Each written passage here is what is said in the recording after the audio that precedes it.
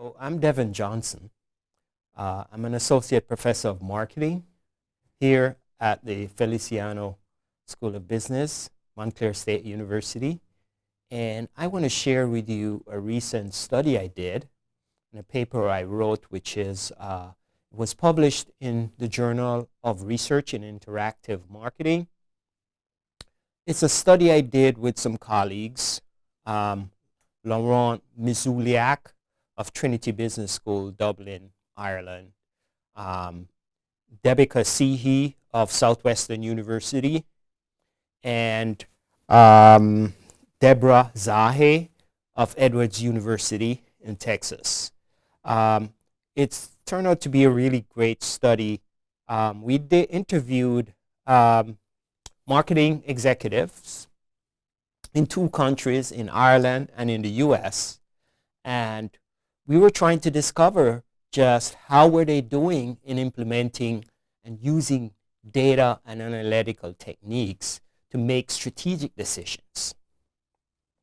And we came up with some interesting findings and a path through which these firms are going or traveling, kind of a journey through which these marketing departments and marketing organizations are traveling to become fully data-driven.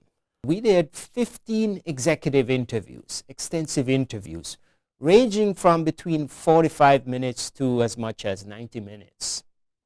We interviewed 15, I would say, junior to senior operatives, marketing managers, marketing executives, data analytics executives at telecommunications firms, banks, retail banks, consulting.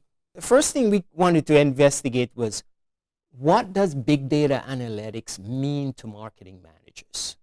What does it mean to people, to decision makers and marketing managers? We hear about this term.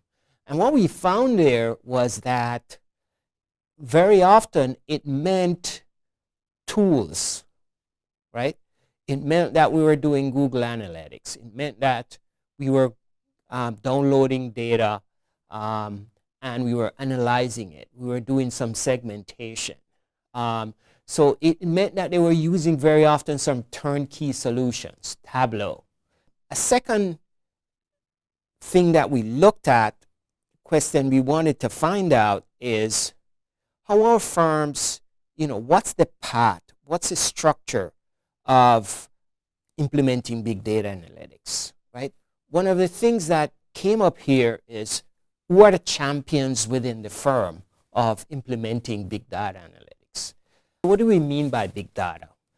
We mean data firms, as you know, in maybe the past 15, 20 years, with the emergence of the internet, we now can collect large volumes of data.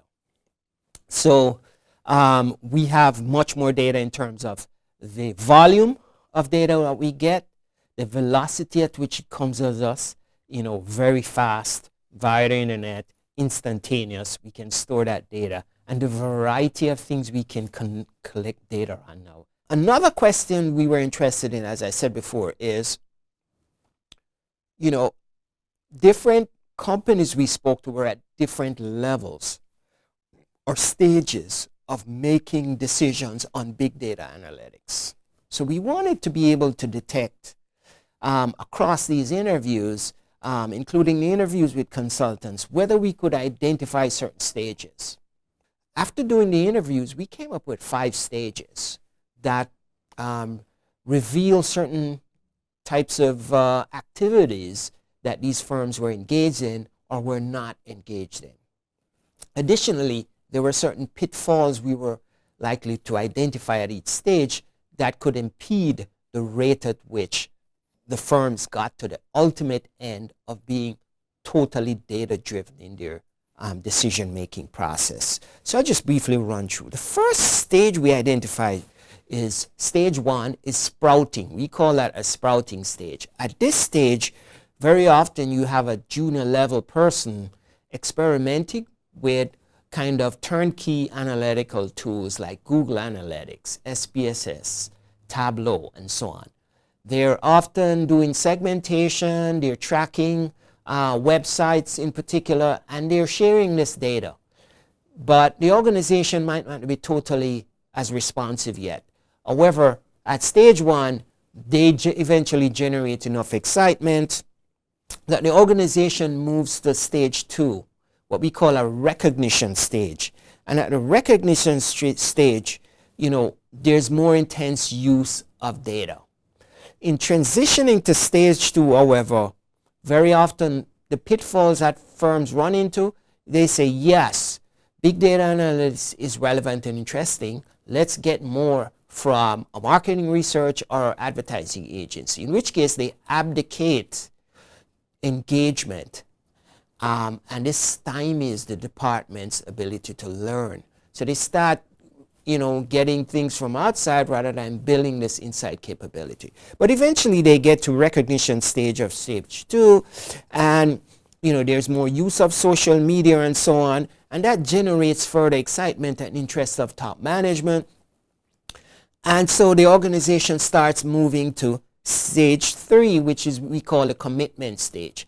At this stage, top management brings more resources in and says, we have resources, we're going to, for example, centralize our big data analytics efforts. We integrate from each department doing their separate analytics to being cloud-based.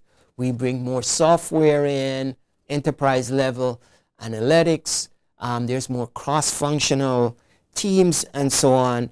But very often at this stage, management gets into pitfalls of relying too much on return on investment, limited experimentation. They don't free up things and allow people, to experiment. If you have to show the return on investment for everything, that stymies the progress.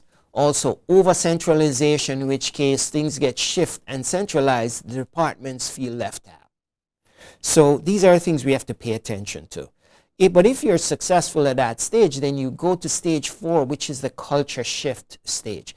At this point, you're doing enough, using enough data and doing enough analytics that the culture starts to shift. What are some factors associated with this culture shift?